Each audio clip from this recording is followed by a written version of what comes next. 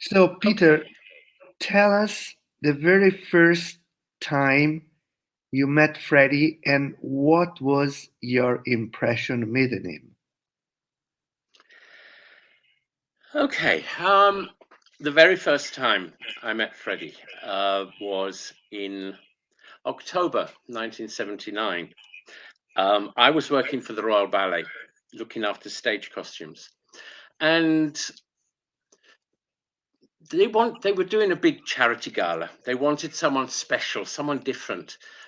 They had the famous dancers coming in, to perform, but they wanted to do something unusual. And they got hold of Freddie Mercury through Sir Joseph Lockwood, who was a governor of the Royal Ballet. He was also chairman of EMI. So they got hold of Freddie. He performed with them on stage. He did the first live performance of Crazy Little Thing Called Love and Bohemian Rhapsody. And he was singing, and they were lifting him, moving him. It was crazy, but it was very, very good. I saw him afterwards, and I just had to tell him that I thought it was wonderful. His voice, Queen music, and the Royal Ballet. It was just magic. And I mean, he was really, really polite, very polite, which for me, I wasn't expecting it, from a rock star. And we had a little conversation, and he asked, what job did I do at the Opera House? So I explained about looking after the costumes, putting them on the dancers, taking them off, getting them ready for the next show. And that was the end of the conversation. But about a week later, someone from Queen management rang up my boss to ask if I could do a 6-week tour with Queen looking after the stage costumes. The thing, people ask what was my first impression. I think the first impression was he's short because he was 175 centimeters and I'm 187. So I just did not expect to be looking down. So you were coming from a different artistic background. So, Oh yeah. what was for you the rock and roll lifestyle? Rock and roll lifestyle. How? Um,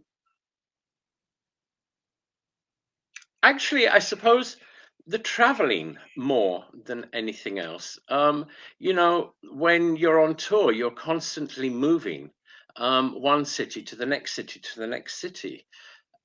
With the Royal Ballet, basically you were based at the Royal Opera House for the year. Often there would be a tour at the end of their year. I went with the Royal Ballet to America, North America, Canada, and Mexico, and also to Greece. So, but even then, you actually stayed in a city for a number of days. So, I suppose really the rock and roll lifestyle was the constant traveling, the constant moving, because the actual work-wise, looking after the costumes, is similar. You have to get all the costumes ready for the band. Because they won't say beforehand what they want to wear, so you have to get everything ready for them. And during the show, you're ready there if they want to change something. So for that point of view, it's very, very similar. But the traveling, the constant traveling, that was for me the difference. Technically speaking, you were employed by Queen management, or anyway, you were working for them or for Freddie Yeah. specifically. So the question is, how this business or working relationship turned out to be a real, a strong, a solid friendship. It's not usual. You know what I mean? Yeah. Well, the thing is, when I started the work, I was working for Queen. For the first tour, I looked after all of their costumes, for the whole band, and also for the American tour that was in the next year. But it was towards the end of that American tour that Freddie asked, would I be prepared to work for him, because he was going to be doing 2 years away from Britain. So he wanted someone with him, just to take care of him. And so I immediately said yes, because in that very first 6 weeks, there was something happened. Um, I can only put it down to how similar our backgrounds were. And, I didn't question anything that he said and thought, because I understood it. Um, as the world knows, Freddie went to a boarding school in India. I think he went there when he was 7, 8, and came back when he was 16. Um, he went back home to Zanzibar. I also, for 5 years, was at a boarding school in India. I mean, a different school and sort of a different time. In fact, we were both at boarding schools in India at the same time for about 3 years. I worked that out recently. Um, because of that education, as I say, I understood some of his decisions, some of his thoughts, because those are the things that we were brought up with. The independence from family. You're not totally reliant on your parents, on your family, because at a boarding school, you don't see them for 9 months of the year. So, you rely on friends. Your friendships become that much more important. And this really happened over those first 6 weeks, the Crazy Tour in '79. Um, one thing, yes, it was work, because money went into my bank account every month. But it was very, very much just taking care, living Freddie's normal day-to-day life. Answering the telephone, answering the door, doing some shopping, cooking, normal everyday things, so that he could concentrate on the hard work of making music. But one thing that never happened, and this was in the 12 years, I never once signed a contract. There was never any contract. It was always verbal gentleman's agreement. Well, apart from the common background, I mean, the boarding school, as you mentioned before, in India, etc. Why, in your opinion, your relationship with him, your friendship with him, was so natural?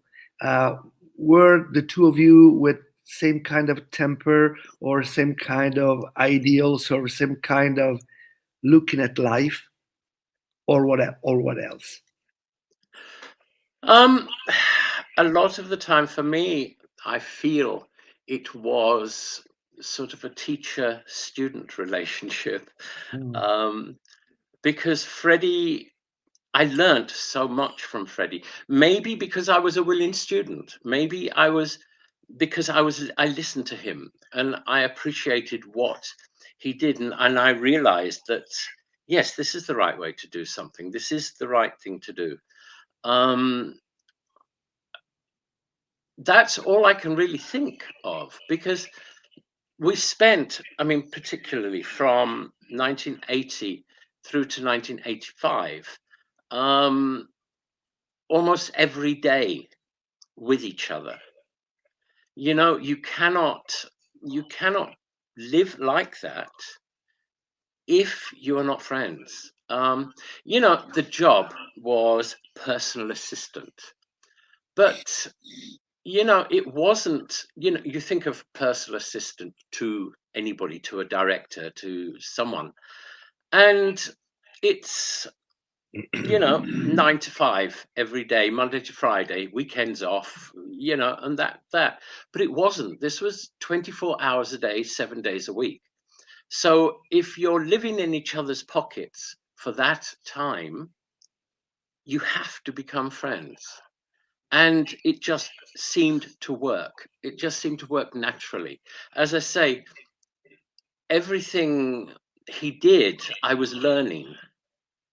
And as I say, I could understand the reasoning behind everything.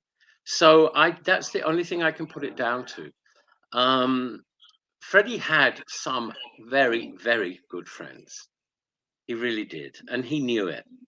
And they weren't just in any one place. He had friends all over the world that he knew he could talk to, he could spend time with. Um, and I was just one of those who was able to be with him all of the time. Freddie Mercury was such a great singer, a fantastic performer, and sometimes we forget he was also a very, very fine composer. So, did you see him in action? I mean, when and how he was writing music?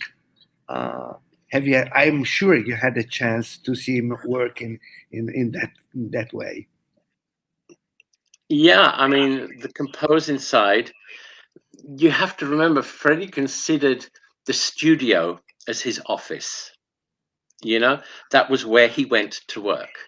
Um, Everything else, the stage, everything else was a bonus. He just loved being on the stage. He loved performing. He loved giving himself to the crowd. Um, the recording side was very different. The band would only go to the studio at 2 o'clock in the afternoon. Because they'd learned it was stupid to say, okay, tomorrow morning, 10 o'clock, nobody would be there at 10 o'clock. Also, you cannot expect a singer to be at his best at 10 o'clock in the morning. So, studio always started at 2 o'clock.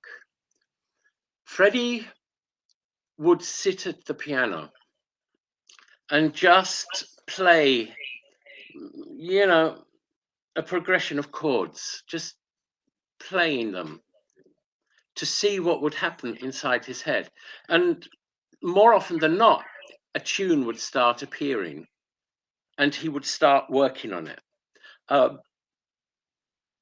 If nothing really happened within an hour, 2 hours, he would just leave it and go home.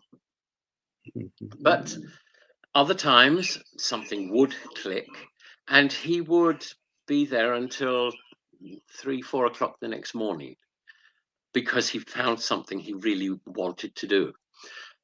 The first thing, once he'd got this tune in his head, he had Roger create a 5 minute sort of click track with a bass drum, just doof, doof, doof, at the speed he wanted.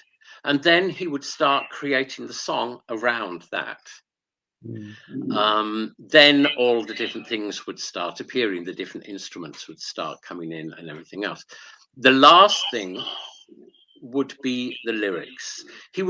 When he was writing the tune, he would sort of sing words that just came into his head.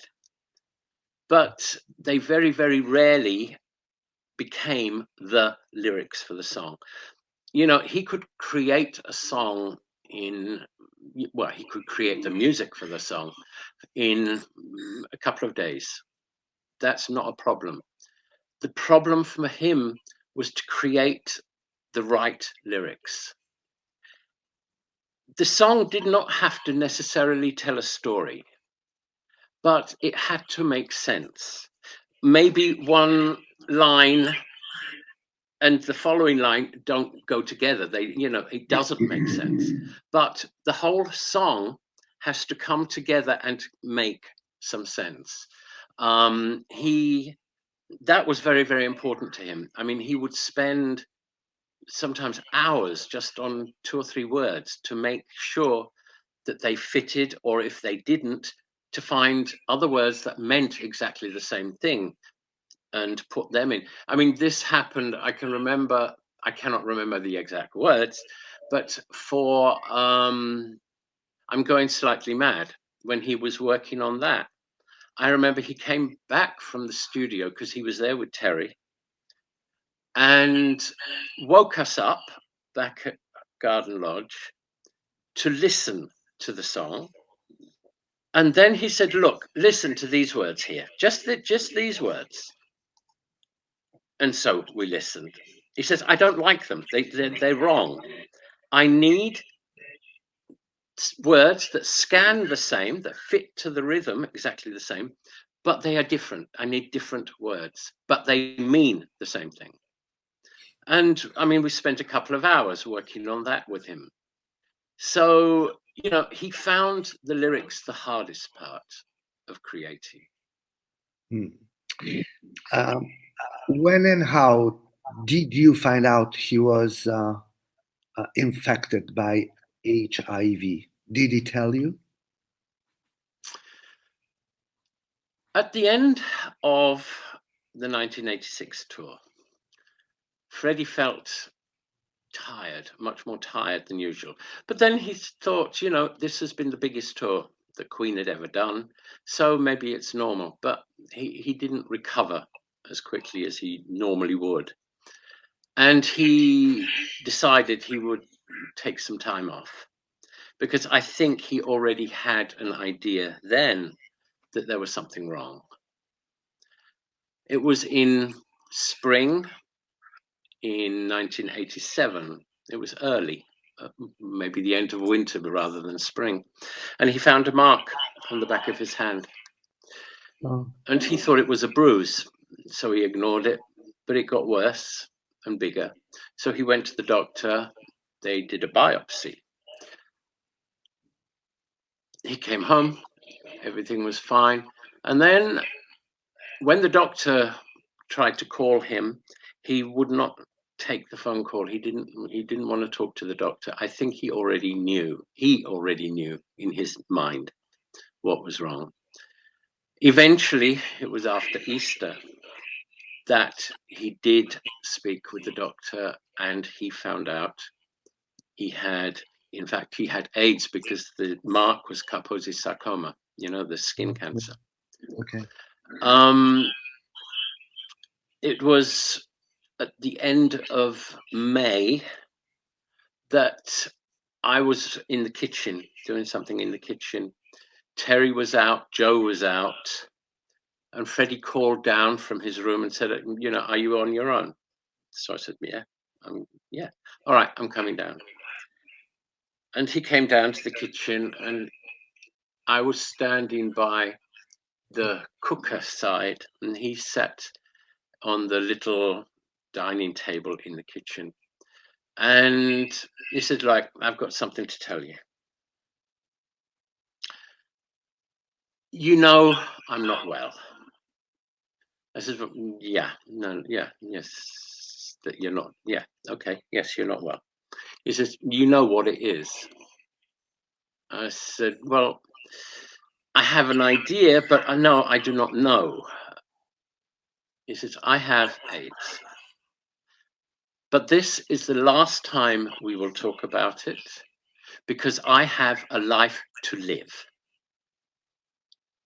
And that was it. It was a plain statement, just like that. Because nobody knew, nobody knew at that point if he had 6 weeks, 6 months, 6 years. There was nothing. There was no knowledge about how far advanced it was, anything. But he knew that he was going to be dying earlier rather than later, and he had a lot left in his life to do. in his mind, and he just wanted to make sure he could do it. He didn't want people's sympathy. He didn't want people slowing down just for him. He didn't want people crying around him. So this is why he said, we won't talk about it. I just now have my life to live. And since that moment, did you see any major change in his life, in his way of working, or his let's say uh, strong wish for life was still on? The major change that I saw in him after that was his total concentration on making music, creating music. You have to think, in the year or 2 or 3 beforehand, Queen didn't do that much work. I mean, it wasn't like it used to be in the sort of 70s when there was an album every year and that sort of thing. The work had slowed down. But in those last years of his life, he did the Barcelona album, the Miracle album, Innuendo album, plus the tracks that Queen worked on after he died. And this, you have to also realize, was as he was very slowly dying. I mean, I never saw a dying man until the last 2 weeks of his life. For the 4.5 years, I just saw this man just concentrated on music, just getting his work done. Because that's what Freddie Mercury was all about, was music. That's what he was put on this earth for. Why, in your opinion, he loved Montreux so much? I mean, it's a very nice place, but why he loved that place that much? You have to think, Freddie's opinion of Montreux from the first time he went to the last time he was there changed totally. Okay. There's in an interview, he was asked, because Queen had bought the studio, they had, they were going to be there, they were going to record, and someone asked Freddie about the studio, and he said, well, the best place for it would be in the bottom of the lake. Basically, because it was such a boring town. One end of the town was the hotel, the other end of the town was the studio, and there was nothing to do. There were, he was incredibly bored. There was nowhere to run off to play. So for him, it just meant he had to work, and that wasn't good for him back in the 70s, 80s, early 80s. But precisely because it was that quiet town is why he fell in love with it at the end. It was a town that he knew. He'd been going to since the late 70s. He'd been there. So he knew the place. He knew people there. One of his good friends, Claude Nobbs, who created the jazz festival, lived there. So there was sort of somewhere he could hide there. And in the end, he felt it was just the right place to buy his apartment, which he did in the last sort of year and a half of his life. He bought that apartment because he could be on the streets and people would leave him alone. He wasn't the focus of attention like he was when he was in London. And that's basically it. He just loved the peace, the quiet, and how he could be anonymous. Because the thing is, you have to remember, famous people, musicians, had been going to Montreux every year for the jazz festival, for recording. So the local people were used to seeing these people. So, for him, it was just a place he could retreat to and not have to constantly look over his shoulder. Another little curiosity. Why Freddie was so attracted by cats? We have a lot of pictures of him surrounded by cats. I haven't. That one I really cannot answer. Um, it's just that some people are cat people, some people are dog people. Um, I worked out that in the time I knew him, he had, I think, 10 cats, or 10 cats owned him, I should say, because nobody owns a cat. The cat does what it wants. It comes to you when it wants. It lets you stroke it, unlike a dog, which will just come whenever you call. It's just this, he just had this affinity with cats. I think he loved their independence, and it sort of reflected his character. He didn't like, he was not like a dog that had to rely on the owner for everything.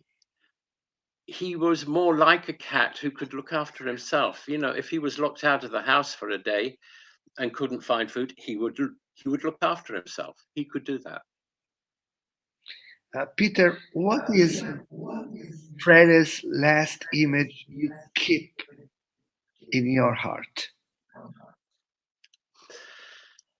The, I mean, it might sound strange, but for me, this is any time, sort of out of the blue, whatever I'm doing, and someone mentions Freddie Mercury, I see him at home with his head thrown back, just laughing, laughing and laughing. He had the most amazing sense of humor. He loved laughing. You see him in interviews, and so often he's sort of like using his top lip to cover his teeth. Or if he's actually going to do a laugh, his hand will come up to cover his mouth. At home, he didn't have to care. At home with friends, he just laughed. And, that's the image I have of him. I can see him now sitting on the couch in the big sitting room with a group of people around him. He's sitting on the edge and just laughing. And that's my image of Freddie. My last question is, someone says that every human being uh, dies three times. First time when his heart stops. Second time when his body is buried or cremated. And the third time Mhm. when we forget about his voice. So we can't forget Freddie's singing voice. But No, do you forget, or did you forget his talking voice? no, not at all. Um, this is the first time I've heard this, and I like it. Um, because the thing is, for me, yes, of course, Freddie Mercury was this amazing rock god, the superstar. But I didn't work for that person. I worked for the person behind, the person who created that image. The quiet, shy, you know, sometimes even introverted person. That his voice as my teacher, I will carry with me until my dying day. The thing is, for the rest of the world, yes, as you said, everybody will, his singing voice will be around for many more years. But I think if you think of his music, the lyrics as part of his voice, then that as well will be around for many, many years after I'm gone. Peter, thank you very much for your kindness and for everything. And hope to see you soon in person. Soon. One day, let's hope. Okay, maybe in front Yeah. of some spaghetti or some good Oh, Italian yes. pizza. Yes. Okay. All right. Thank you very much. Bye No, bye. thank you. Thanks. Take care. Bye. Bye. Bye.